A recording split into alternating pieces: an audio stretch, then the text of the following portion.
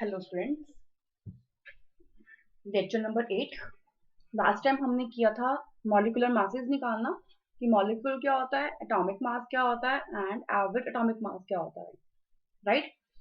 तो चलो कुछ प्रैक्टिस करते हैं मॉलिक्यूलर मासेस की। आपको लास्ट टाइम मैंने करवाया था that is sum of masses of an element is called molecular mass. अब सोडियम है, सोडियम का मास कितना होता है? 23। पैरों में 2 है तो इंटू 2 प्लस कार्बन का मास 12 प्लस ऑक्सीजन का मास 16 कितना है इंटू 3। तो ये हमारे पास Na2CO3 का इन्हें मल्टीप्लाई इसे मल्टीप्लाई इन तीनों को ऐड कर दो तो हमारे पास आ जाएगा 106U। क्लियर? सिमिलरली कार्बन का होता है 12, 12 इंटू 12 144 प्लस हाइड्रोजन का 1 इंटू 22 22 प्लस 16 इंटू 11, राइट। ये सारा सॉल्व कर दो, आपके पास आ जाएगा 342U। ओके। अब अगर डॉट आ जाए बीच में तो घबराना नहीं है कि क्या करें। यहाँ पे तो डॉट नहीं है, इट मींस डॉट ही है, तो यहाँ भी हमने को प्लस ही करना है। ये बात का ध्यान रखना, बच्चे कंफ्यूज हो जाते हैं कि यहाँ पे तो डॉट आ गया इसलिए हमने मल्टीप्लाई कर दिया इनको। ठीक है, तो पोटेशियम का मास होता है 39 प्लस क्लोरीन का 35.5 फिर प्लस मैग्नीशियम का 24 प्लस क्लोरीन का 2 है यहाँ पर 35.5 इंटू 2 71 प्लस ये 6 वाटर है। अब वाटर को कर दो 16 प्लस 2 18, तो 18 6 108 विच इज इक्वल टू, ये मेरे पास सॉल्व करके आ रहा है 277.5। ये खुद करके देखना तुम लोग, ठीक है।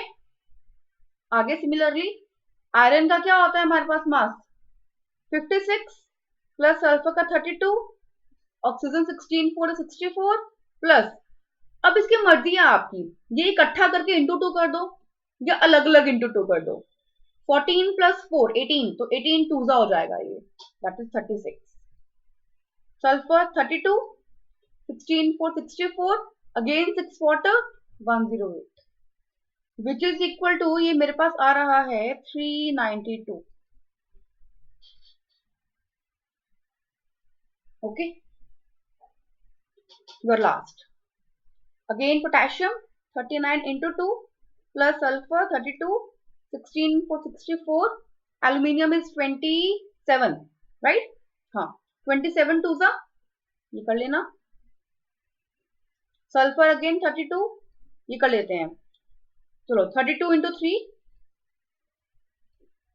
16 4 the 64 64 into 3 plus 24 of water means 24 into 18।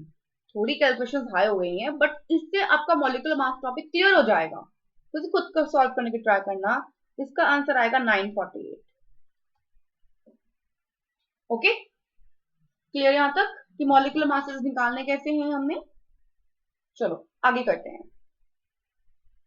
Gram atomic mass, simple C definition है कि ग्राम एटॉमिक मास क्या होता है। हाँ जी बच्चों, क्या होता है ग्राम एटॉमिक मास? मतलब कि एटॉमिक मास को जब हम ग्राम में रिप्रेजेंट कर देते हैं तो वो क्या हो जाएगा, gram atomic mass, that's it. वो कहता है the atomic mass of an element expressed in grams. जब किसी एलिमेंट के एटॉमिक मास को हम एक्सप्रेस कर देंगे ग्राम में, is called gram atomic mass. Example ले सकते हो, एटॉमिक मास ऑक्सीजन का होता है 16 AMU, तो कहता है ग्राम एटॉमिक मास इसका हो जाएगा 16 ग्राम। दैट्स इट, सिंपल सी बात कर रहा है ये। सिमिलरली नेक्स्ट डेफिनेशन बोलता है ग्राम मॉलिक्यूलर मास। ये इतनी यूज नहीं होती एग्जाम्स में, ना ही आती है ना ही पूछा जाता है, ठीक है। जस्ट फॉर ए नॉलेज आपके सिलेबस में एनसीईआरटी में है तो बता रही हूँ, ठीक। Gram molecular mass same. The molecular mass of a substance expressed in grams. Atomic mass को ग्राम एक्सप्रेस किया तो ग्राम atomic mass बन गया. The molecular mass expressed in gram is called gram molecular mass. ठीक है. एग्जाम्पल आप ले सकते हो. H2SO4 का molecular mass क्या होगा? 2 into 1 plus 32 plus 64 which is equal to 98 U. तो इसका ग्राम मॉलिकुलर मास क्या होगा? 98 gram. That's it. Clear? Simple सी बात है. इसी में लास्ट डेफिनेशन आती है फॉर्मूला मास. वैसे ये भी यूज नहीं होता बट बता देती हूँ. जैसे कि हमने मॉलिकुलर मास निकाला है वैसे ही फॉर्मूला मास होता है basically. But formula mass basically 3 dimensional figures की बात करता होता है. ठीक है. तो फॉर्मूला मास का डायरेक्टली फॉर्मूला बता देते हैं. Formula mass is equal to number of cations into its atomic mass plus number of anions into its atomic mass. Example आप ले सकते हो NaCl. ठीक है ना. एग्जाम्पल लिया मैंने NaCl. तो पता है ये Na पॉजिटिव है Cl नेगेटिव है. राइट.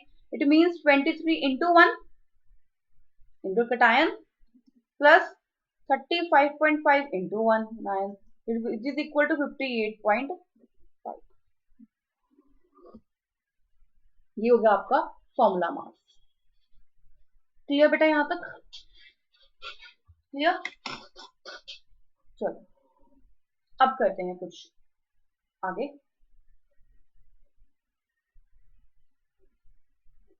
काउंटिंग दी एटम्स. हमने एटम्स काउंट करने हैं. हम कैसे काउंट करेंगे एटम्स को? तो मुझे बताओ बेटा. Mass of one atom of silicon is equal to. एक सिलिकॉन के एटम का मास कितना होता है?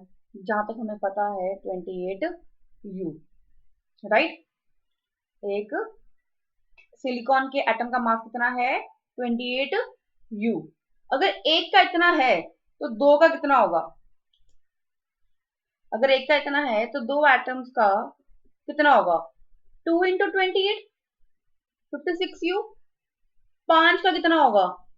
5 into 28 140 U. So on. Right. Basically वो क्या कह रहा है हमें वो ये कह रहा है अगर हमें किसी भी मास ऑफ एटम किसी भी एटम का मास निकालना है तो हम कैसे निकाल रहे हैं? उसका atomic mass into number of atoms. Counting the atoms. हमने यहाँ पे निकालना क्या है? नंबर ऑफ एटम्स क्या हुआ? Mass upon atomic mass.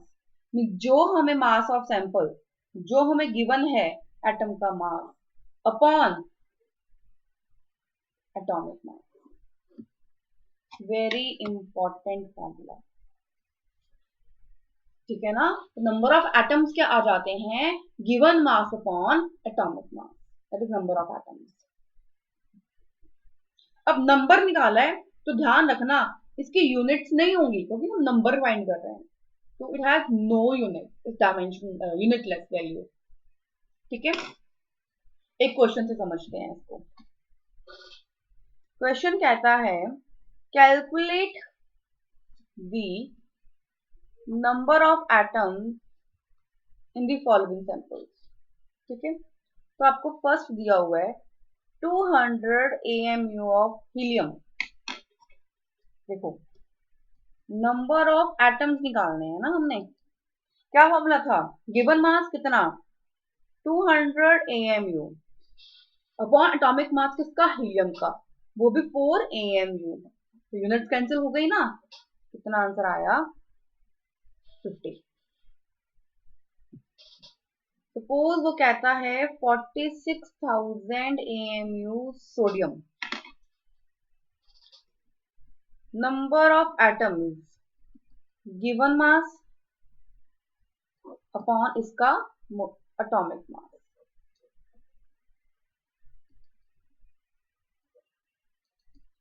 Keep remember no units. Okay. Clear यहां तक? आई बात समझ?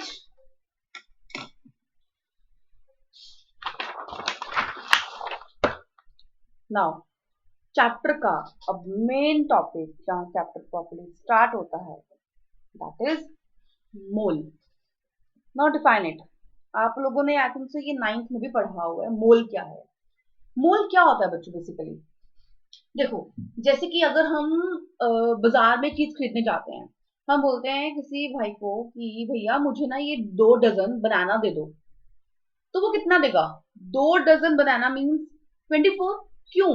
क्योंकि एक डजन की वैल्यू क्या है? फिक्स है कि एक डजन में 12 होते हैं। मतलब कि डजन क्या है? एक फिक्स्ड वैल्यू है, फिक्स्ड क्वांटिटी है जिसको हम मार्केट में खरीद सकते हैं। सिमिलरली मोल भी क्या है? मोल एक फिक्स्ड क्वांटिटी है, एक फिक्स्ड वैल्यू है, बट मोल को हम मार्केट में खरीद नहीं सकते क्योंकि डजन की वैल्यू बहुत कम होती है, जस्ट 12। मोल की वैल्यू बहुत बड़ी होती है, इसलिए हम मोल को हम मार्केट में नहीं खरीद सकते। लेकिन मोल क्या है? एक फिक्स्ड क्वांटिटी है। ठीक है, एक सब्सटेंस का फिक्स्ड क्वांटिटी।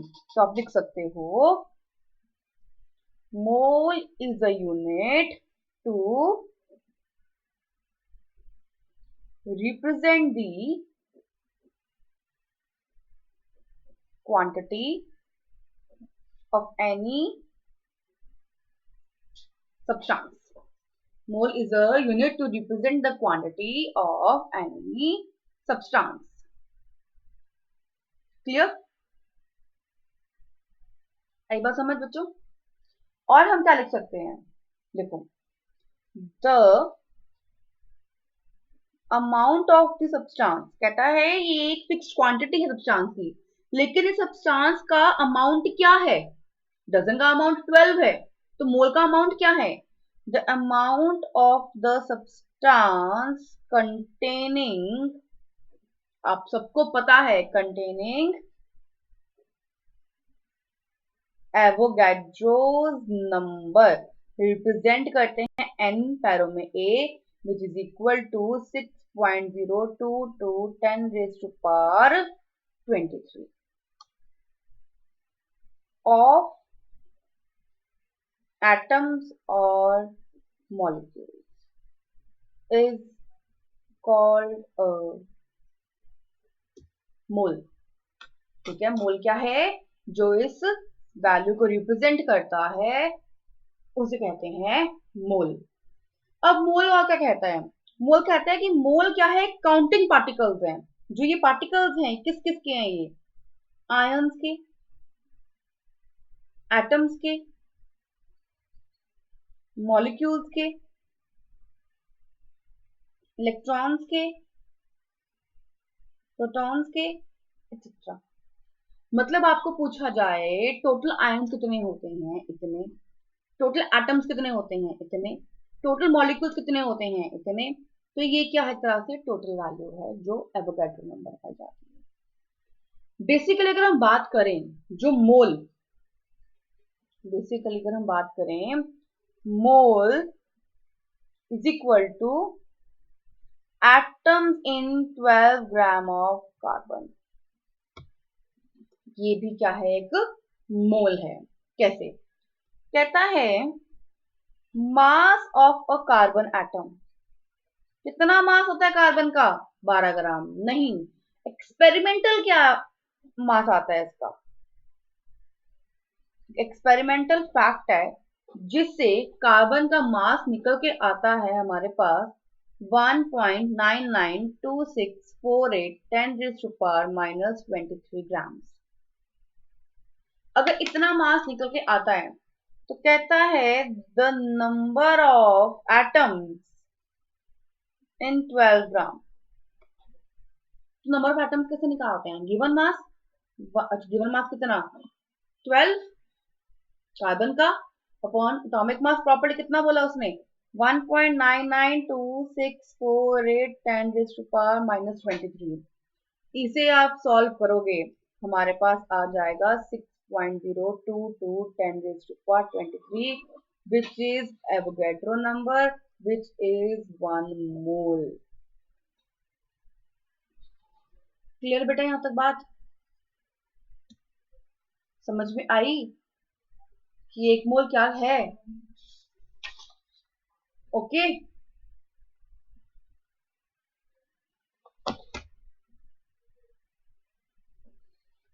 क्या रिलेशन है, relation between AMU and gram. For numericals आपने ये वैल्यू ध्यान रखनी है। 1 AMU is equal to 1.66 10 raised to power minus 24 times. That's it. पर ये AMU और ग्राम में रिलेशन है। क्वेश्चन पूछता है AMU में मास निकालो तो उसका मोलर मास निकाल दो, ग्राम में भी कन्वर्ट करो, जो आंसर आएगा उसको इससे मल्टीप्लाई कर दो। ठीक,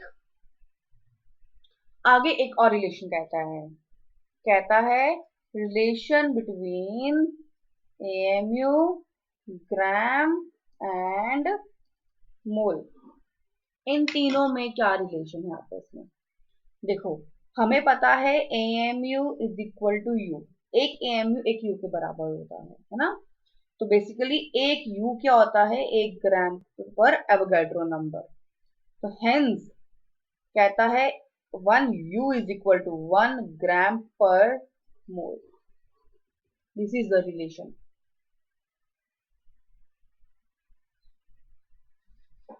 देखो, अब तक हम मोलर मास निकालते आ रहे हैं। जैसे कि मैंने निकाला था H2SO4 का मोलर मास, जो आया था 98 U।